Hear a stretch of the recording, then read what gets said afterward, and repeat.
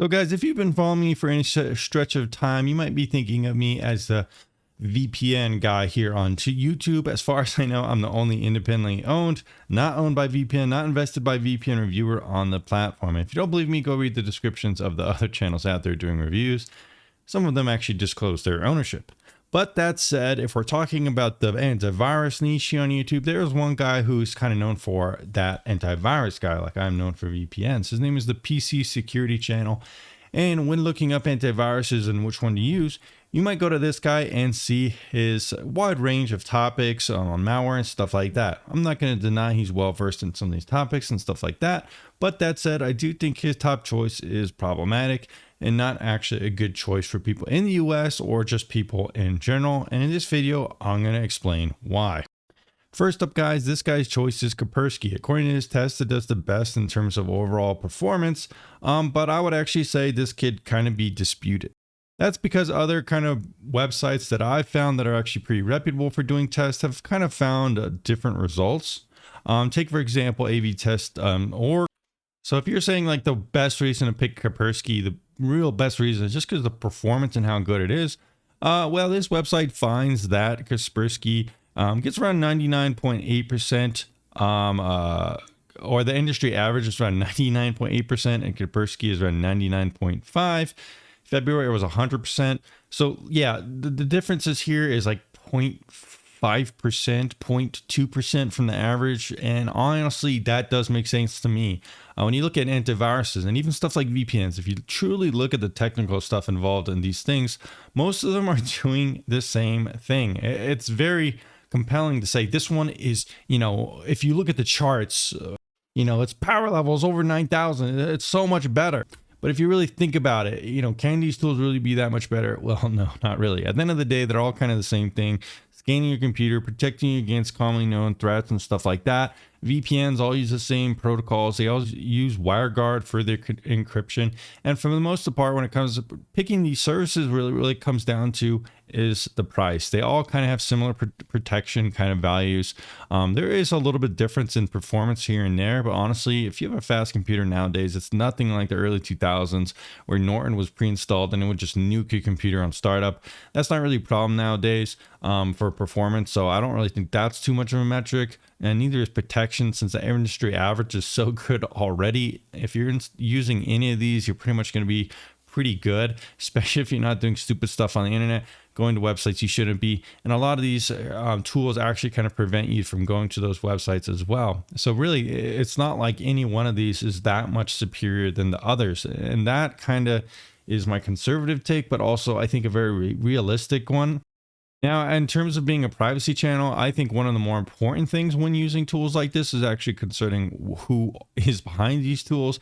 Now, if you look at a company like Kaspersky, it actually is not available for U.S. customers. The U.S. government found there could be connections to the Russian government. And if you're aware of U.S. politics at all, you know that Russia has kind of been fucking the U.S. in the ass lately, to put it bluntly.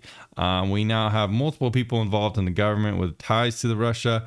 Pretty much like the war for support for Ukraine against Russia is no longer there in the government.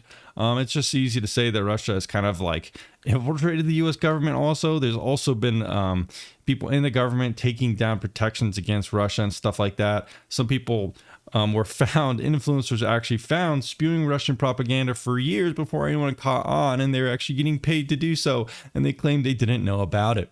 So all this is a reality, and that's why Kaspersky is no longer allowed in the United States for U.S. customers. And already this, this kind of fucked Kaspersky in the ass. But this is kind of like the thing, I think. But, you might be saying, well, what happened to people using Kaspersky? Well, they got transferred. They kind of got like bought out by a company called Pango. Now, if you're familiar with the VPN space, Pango is not necessarily the most reputable company per se.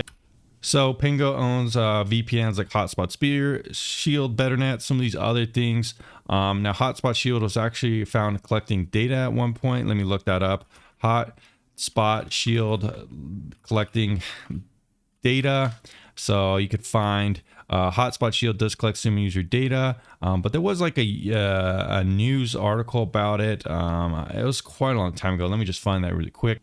Oh yeah, here you go. Hotspot Shield accused of snooping on VPN users and selling data to advertisers. So if you want to use an antivirus made by a company that can do stuff like this, well, by all means, go ahead and use Ultra AV, the company now Kaspersky kind of transfers you to. But if you actually want to use a better product, well, maybe you should use a product that actually is made by a VPN that does care about privacy and has had no issues snooping on users or selling data. But if we take a look at some of those performance metrics, kind of like I was talking about, for example, if you look at Surfshark with avtest.org, you could see the performance is 100% in May and June. And yeah, it's completely good as an option too. It performance wise, it's good, and the performance of actual testing and stuff like that is very good as well. But the cool thing about Surfshark compared to Kaspersky, even if you're outside the United States and you still might want to use it, with Surfshark, with my deal in the link in the description down below, or even without it, my deal just gets you like an extra month. You get $66 for 28 months. Now, Kaspersky is around $30 to $40 for 1 year, I do believe. So 2 years, it'd be around $60 to $80. So it is a little bit more expensive. But that said, with Surfshark, you do get their VPN included. That is a huge thing. You get antivirus and VPN, and they're not two separate applications you have to install. They're built into the same thing. So Surfshark is one of the best VPNs. How do I know that? Well, I've actually made a full chart and comparison table testing all these services, and you don't have to trust me, just look at the data. Surfshark does extremely well in every aspect. It's got a huge server network. It uses the latest protocols, WireGuard, most of them use these, but the clear difference when these products, in my opinion, is the pricing mechanics, the deals you can get, the features like if it has compatibility with Apple TV, some of those cool things. But Surfshark, think about it, you get VPN, antivirus for the same price you would get for paying for Kaspersky. That said, it's also a more reputable company at large. So when these other huge channels are telling you that Kaspersky is the best option, or maybe even some of these other ones like Bitdefender, ESET, and some of these things, you got to ask why. What is so much better about these products? Are they testing better? Well, not really.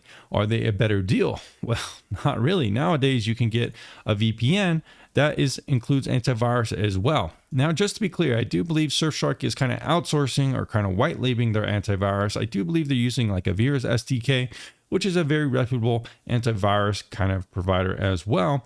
But the packaging here is really what makes it a good deal. It's not like you should go for some other option just because, those other options like Bitdefender, it has its own VPN as well. And I'll try to sell you a complete package, but that VPN is awful. Trust me, I've reviewed it somewhere on the channel here in the past. But anyways, guys, that's about it. If you want to check out Surfshark and use my deal, I'll put a link in the description down below. If not, you don't have to do that. I'm not sponsored by Surfshark in this video. I only get a small cutback if you use my affiliate link. If you don't want to do that, you don't have to. This channel operates on transparency. I do provide those discounts for you guys, but if you're not interested, I'm not really making any money on this channel, the YouTube ads or sponsorships or anything like that. So everything is completely transparent. But I just thought you guys would like this video, kind of thinking more critically about what is the best antivirus choice, and if some of these other people are kind of wrong about that. Anyways, guys, thanks for checking out this video, and I'll see you again very soon.